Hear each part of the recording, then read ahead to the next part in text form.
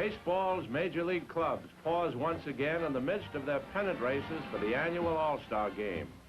Scene of the 1956 contest, 23rd of the series, is Griffith Stadium in the nation's capital. And for the first time in All-Star history, the game is dedicated to the memory of an individual, Clark C. Griffith, late owner of the Washington Club and one of baseball's greatest pioneers. He built the stadium that provides the backdrop for the day's brilliant action. Only 29,000 will be able to jam their way into the ballpark, but that's a mere segment of the millions of fans who will be watching the Dream Game on television or listening to radio accounts across the length and breadth of our land, in the Caribbean countries, and even overseas, wherever our armed forces happen to be located. The best talent of the two leagues is assembled here. The most powerful sluggers and the most brilliant pitchers in the National and American Leagues can muster.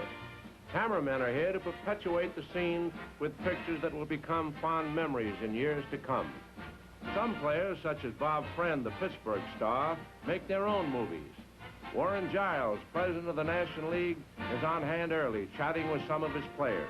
The National League has won 5 of the last 6 games, but still trails the American League 13-9. Across the field is Will Harridge, president of the American League. He has been head of the American League throughout the history of the All-Star Series, inaugurated in 1933. Commissioner Ford Frick is present with Mrs. Frick. The commissioner is in charge of the All-Star Game, even as he is of the World Series. And of course, he's the #1 neutral. Ted Kluszewski, Cincinnati first baseman, who has hit 40 homers or more in each of the last 3 seasons, shows his mighty biceps.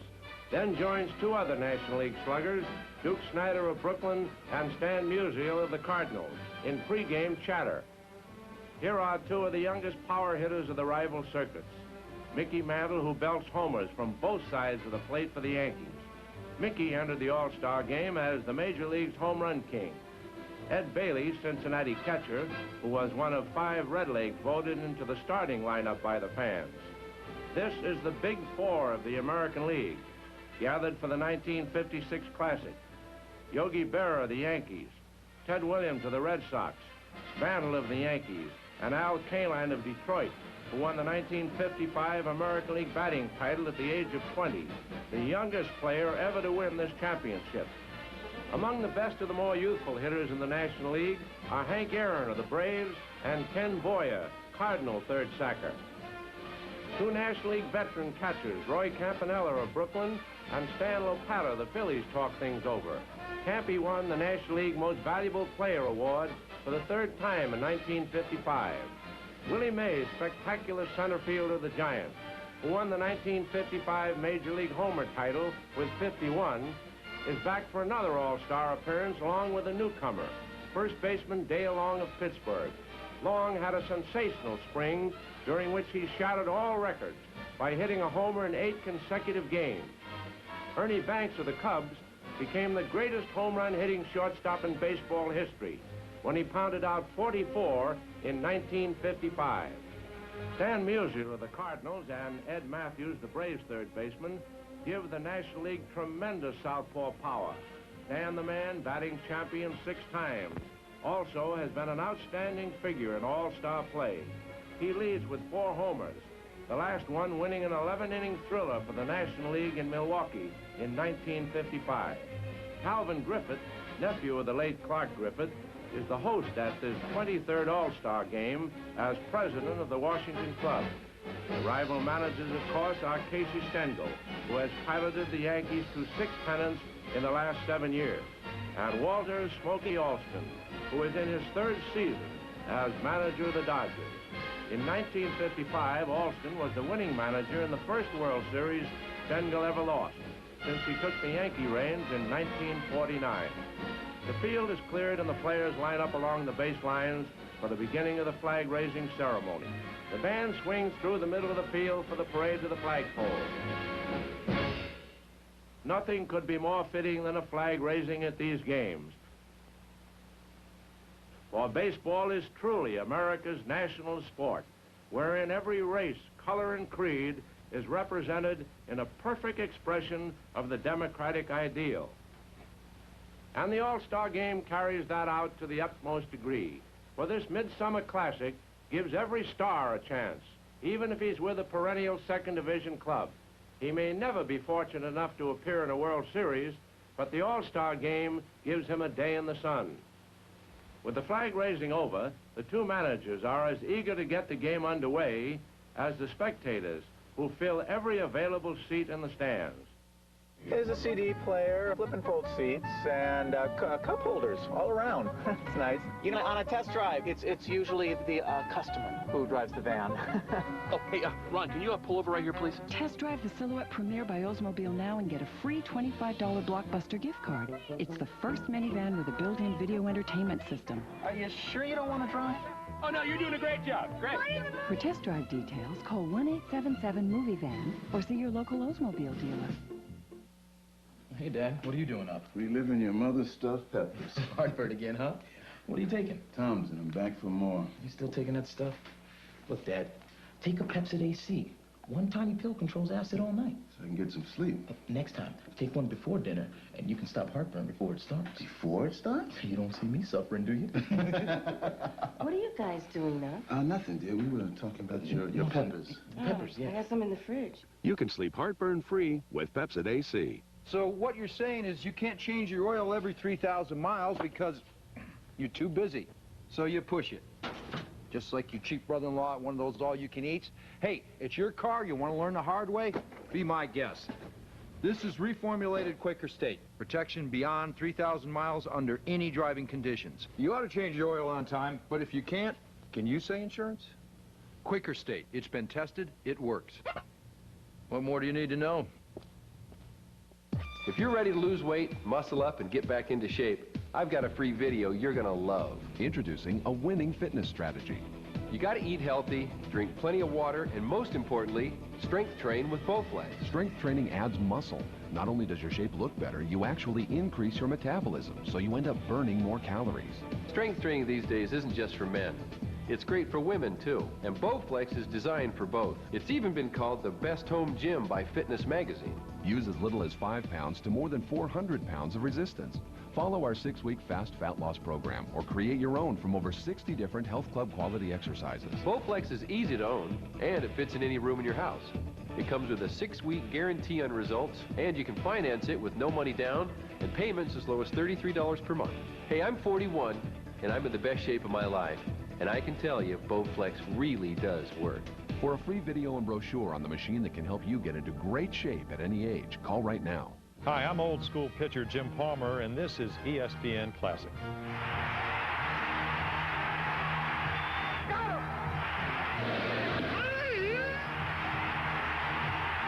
Now that's old school.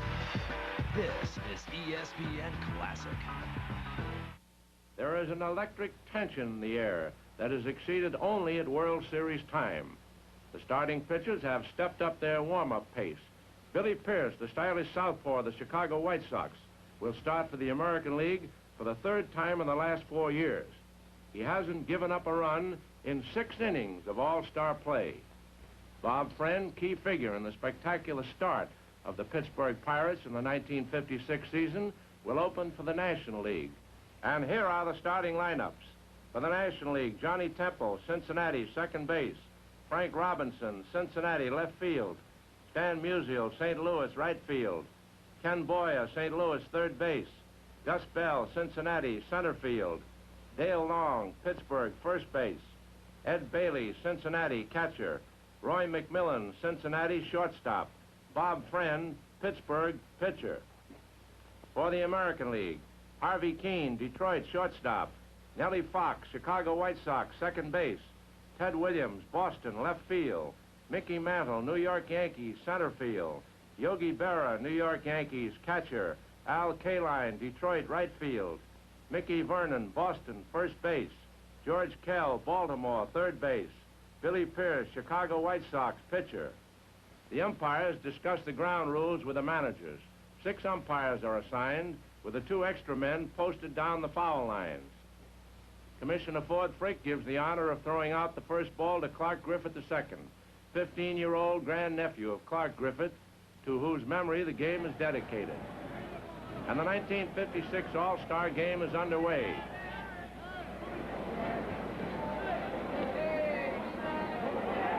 Pierce starts in brilliant fashion by striking out Temple.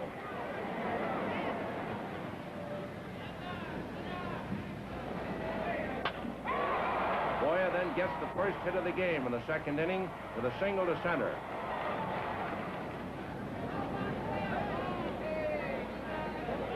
But after 2 more strikeouts by Pierce, Boyer ends the inning as Berra throws him out in an attempted steal.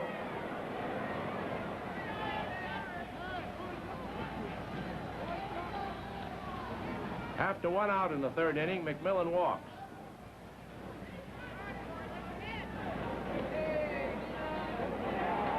Friend sacrifices Pierce to Nellie Fox, who covers first base. Temple singles to right center, and his red leg sidekick McMillan scores the first run of the game, and the National League leads 1-0. Going to Kansas City, here I come. There's something about the blues that makes you feel alive. I don't want much. After 2 out, Keene singles in the American League third.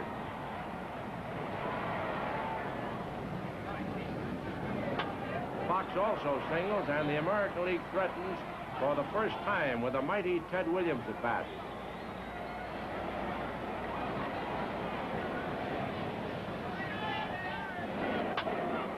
However, Williams grounds out to long, and Bob Friend closes his 3-inning pitching term with a 1-0 edge.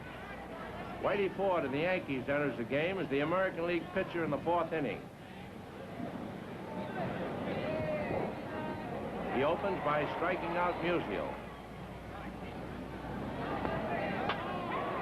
But then Boyer singles for his second hit. That brings Willie Mays to the plate, batting for Gus Bell. And the New York Giants star slams a home run deep into the bleachers in left center to give the National League a lead of 3-0 in 4 innings.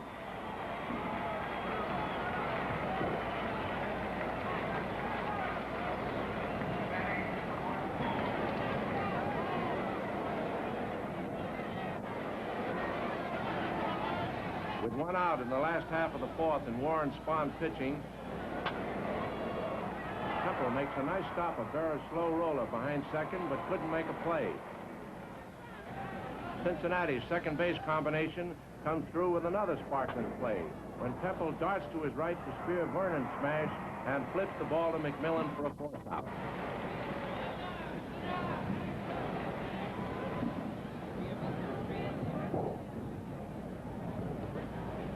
After the National League increases its margin to 4-0, Boyer helps preserve it with a sensational diving stop of Keene's sizzling drive and throws him out in the last half of the 5th. It was the second time he robbed Keene of a hit. Rogaine Extra Strength is proven to work for 4 out of 5 men. I like my This is ESPN Classic, the Classic Sports Network. The greatest sports challenges of all time. The New York Giants battle the Boston Celtics. Tom Brewer is pitching for the American League in the 6th inning. Ted Kluszewski greets him with a double off the bullpen fence in left field.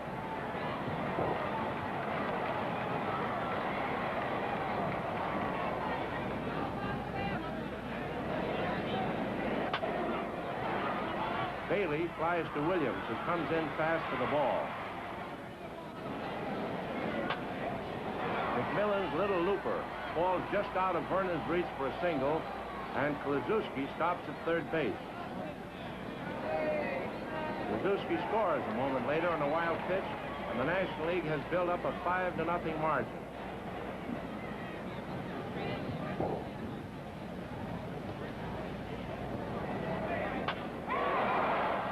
Opens the 6th inning for the American League with a single. There is immediate activity in the National League bullpen as Johnny Antonelli begins warming up. Williams is up for the second time.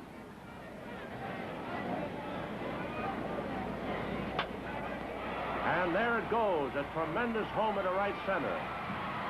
It's a 440-foot blast into the bullpen, and Ted trots home behind Nellie Fox for the first 2 American League runs to make it 5-2.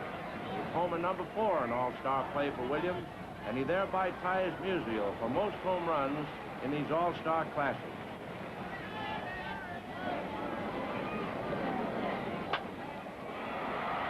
Mickey Mantle follows with another home run. A line shot into the front rows of the bleachers in left center. And the American League followers in the crowd rock the rafters in frenzy. Manager Walt Alston of the National League calls Johnny Antonelli to the mound. There still is nobody out as Antonelli faces Sherry Lawler of the White Sox. Lawler keeps the rally going with a single.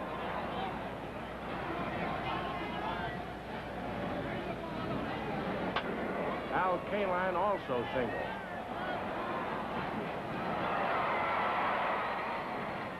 With the left-handed Antonelli pitching, Casey Stengel sends Vic Power of the Kansas City A's to the plate for Vernon. Power flies to Musial.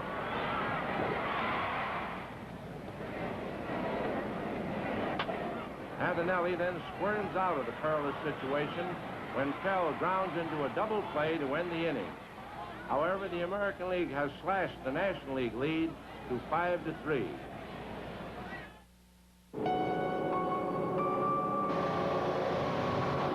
The world has seen. Snyder opens the 7th inning for the National League by striking out.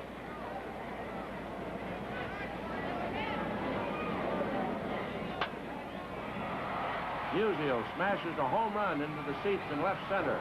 Stan the Man thereby regains sole possession of the All-Star record that Williams has just tied in the last inning. For this is Musial's 5th homer in the 13 All-Star games in which he has appeared. After Mays walks, Krasuski clouts his 2nd successive double with a line drive down the right field line, and Mays races home. It lengthens the National League margin to 7-3 in 7 innings. Herb Score, spectacular young Cleveland southpaw, takes over the American League pitching in the 8th. He walks Temple with 2 out. Temple promptly poses a scoring threat when he steals second base. But the dangerous Duke Snyder lifts a pop fly in front of the plate, and Lawler makes a fine catch. Williams leads off the 8th for the American Leaguers, and the crowd is expectant.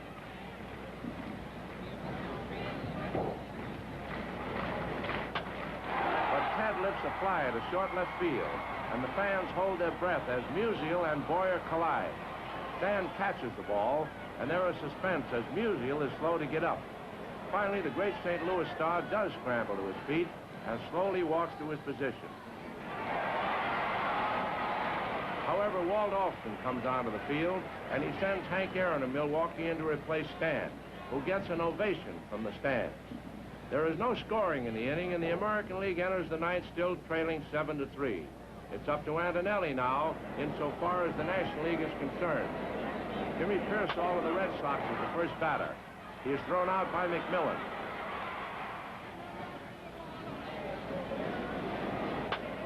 Vic Power gives the American League an opening when he singles off Temple's glove. George Kell follows with another single. Washington's partisan American League fans buzz with excitement as their own slugger, Roy Sievers, pinch hits for early win. However, Sievers pops to Boyer. Now Harvey Keene is the only obstacle to a National League victory.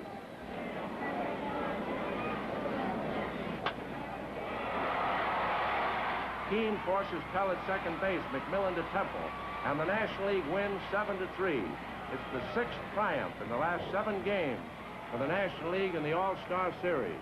It was a brilliant contest marked by highlights of offensive power as well as dazzling defensive play. The fans are talking excitedly as they head for the exits. Baseball truly is the finest entertainment you can find. Follow your favorite teams. Get out in the fresh air. It's fun for the entire family.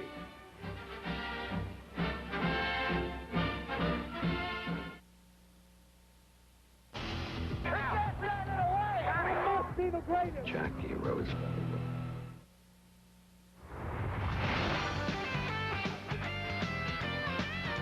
This is ESPN Classic.